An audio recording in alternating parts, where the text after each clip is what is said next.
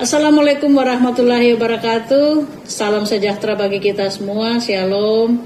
Selamat menunaikan ibadah puasa bagi saudara-saudara saya yang melaksanakan ibadah puasa.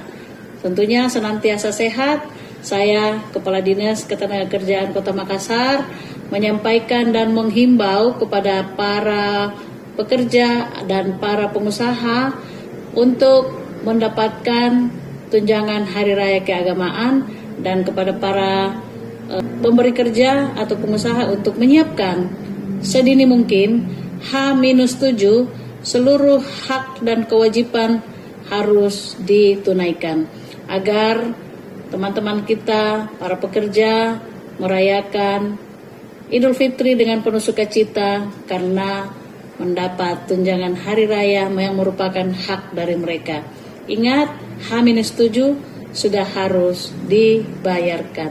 Dan bila mana ada yang tidak mendapatkan haknya, silakan melaporkan di posko pengaduan tunjangan hari raya keagamaan di Disnaker Kota Makassar. Wassalamualaikum warahmatullahi wabarakatuh. Salam sehat untuk kita semua dan selamat berpuasa.